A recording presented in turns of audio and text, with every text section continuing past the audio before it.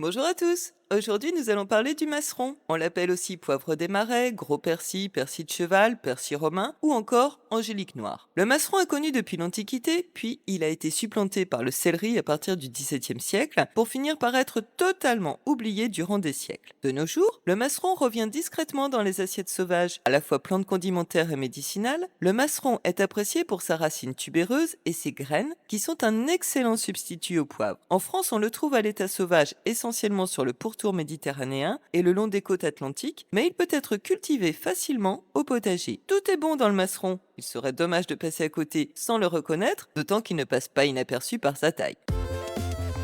Le masseron, Smyrnium olusatrum, appartient à la famille des apiacées, anciennement appelés les ombellifères. Le masseron est originaire du Moyen-Orient et de la région méditerranéenne. Son nom, Smyrnium, vient de Smyrne, l'ancien nom de la ville d'Izmir en Turquie. Le masseron aime les sols riches et frais, les endroits ensoleillés et secs, et on le trouve souvent en lisière, dans les friches, sur les bords de mer, les talus et les falaises des littoraux français. Le masseron est une plante herbacée bisannuelle ou vivace, il est robuste et il mesure en général entre 1,50 m et 2 mètres de haut. Sa tige est vigoureuse, dressée, cannelée, creuse et ramifiée. Ses feuilles sont larges, alternes, dentelées et brillantes. Elles sont vert pomme à vert foncé. Les feuilles basales sont grandes, pennées à 3 folioles, finement découpées. Elles ressemblent à celles du céleri et dégagent la même odeur aromatique quand elles sont froissées. Ces fleurs sont composées, typiques des apiacées. Ce sont de petites fleurs jaune verdâtres. Elles forment des inflorescences en panicules très caractéristiques. La floraison a lieu la deuxième année de vie de la plante, en été. Ces fruits sont des akènes petits, noirs et brillants, saillants sur les côtés. Très aromatiques, ils rappellent le goût du poivre ou de la coriandre. Ils mûrissent en été et ils contiennent chacun 2 graines.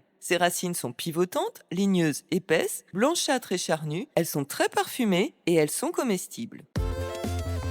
Le masseron est mentionné par Théophraste dès le IVe siècle avant Jésus-Christ comme plante comestible et médicinale. Dans l'Antiquité, le masseron était cultivé par les Romains qui l'ont popularisé dans tout leur empire. Dioscoride et Pline l'Ancien en font mention sous le nom d'olusatrum, ce qui signifie légume noir. Le masseron était alors utilisé à la fois comme aromate et comme plante médicinale, réputée pour ses vertus digestives et pour calmer l'anxiété. Au Moyen Âge, le masseron était couramment cultivé dans les jardins de monastères. Il était employé autant comme tonique digestif que comme légume d'hiver. Il figurait parmi les plantes potagères recommandées dans le capitulaire de Vilis par Charlemagne au début du IXe siècle. Progressivement supplanté par le céleri au XVIIe siècle, le masseron est tombé dans l'oubli, sauf dans quelques régions comme la Bretagne, la Vendée ou encore en Italie.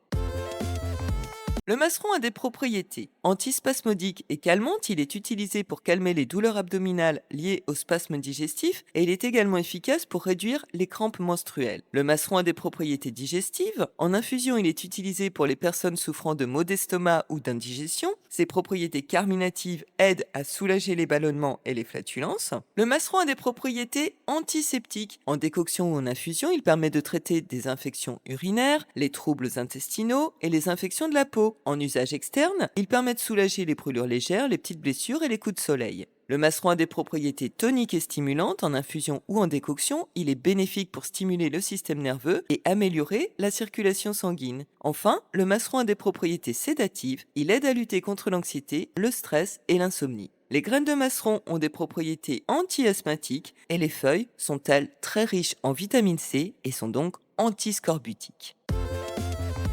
Véritable plante potagère du passé, le masseron a tout pour séduire les amateurs d'aromates originaux. Ses feuilles fraîches ou séchées ajoutent une saveur douce et légèrement amère, et il a une saveur intermédiaire entre le céleri, le persil et l'angélique. Tout est comestible, des racines aux graines. On peut consommer ces jeunes pousses crues en salade, ou bien cuites comme des épinards après les avoir rapidement blanchis pour limiter leur amertume. On peut aussi les confire dans du sucre. Les feuilles plus matures servent à aromatiser des plats de viande comme le pot-au-feu par exemple, ou bien des soupes, en les ciselant finement. On les utilise finalement comme du persil. Les inflorescences et les boutons floraux peuvent être confits dans du vinaigre à la manière des câpres, pour ensuite accompagner diverses préparations. Les fleurs du masseron peuvent se manger en beignets, et on peut aussi les mettre en décoration sur des salades. Les tiges du masseron peuvent être dégustées en salade lorsqu'elles sont bien tendres, ou alors confites comme celle de l'angélique. Ces graines mûres sont très parfumées et on les utilise comme un épice. Entières ou moulues, elles font office de substitut de poivre. Les parties hautes tubérisées des racines ressemblent un peu à un gros radis noir. Elles peuvent être dégustées crues ou cuites, en purée ou bien rôties.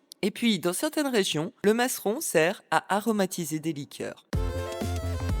Les feuilles de masseron peuvent être récoltées pendant toute la période de croissance de la plante. Toutefois, c'est au moment de la floraison, au début de l'été, que les propriétés de la plante seront les plus concentrées. Les feuilles et les sommités fleuries sont principalement récoltées en été pour leurs propriétés médicinales et aromatiques. Elles peuvent être consommées fraîches, séchées ou même être congelées. Les graines sont mûres en fin d'été. Il faut les récolter quand elles sont noirâtres et on les fait ensuite sécher à l'ombre entière puis on les conserve dans un bocal hermétique. On peut récolter les racines la deuxième année en automne et il faut par contre les utiliser rapidement ou bien les faire sécher pour les utiliser ensuite en infusion ou en décoction.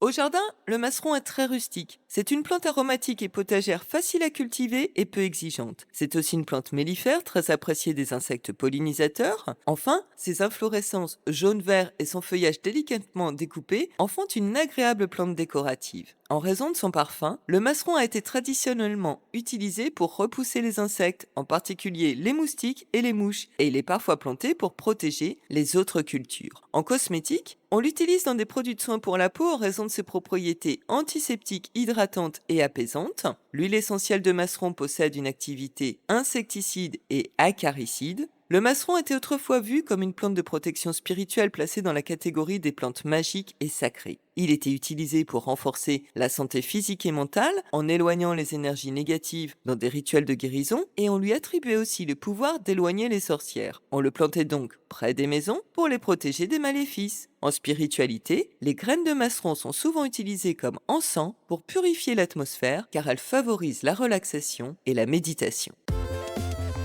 Bref, le masseron est une plante ancienne qui a longtemps été appréciée comme légume et aromate. Il a été évincé petit à petit par le céleri, dont le goût est moins prononcé, et par le poivre, dont l'usage s'est généralisé. Le masseron a des propriétés médicinales, notamment digestives, antispasmodiques et toniques, qui lui ont valu une place dans la pharmacopée populaire. Il est tombé totalement en désuétude aussi à ce niveau, alors même que sa richesse en vitamine C et en minéraux en font un mets de choix. Il est grand temps de réintégrer le masseron au potager et de lui redonner une place dans notre alimentation. D'autant que sa culture est très facile et qu'il protège les autres cultures de tout un tas d'insectes. Souvenez-vous que tout est bon dans le masseron et qu'importe la saison, il saura toujours trouver une utilisation. Et si vous avez apprécié et aimé cette vidéo, pensez à liker et à partager le lien pour faire connaître cette chaîne et bien sûr à vous abonner. Vous pouvez retrouver les recettes et cette fiche plante sur le site de lapetitemusiquedansla-forêt.com dont le lien figure en barre de description. Tous les commentaires sont les bienvenus, qu'il s'agisse d'apporter des précisions, de formuler des appréciations ou de poser des questions.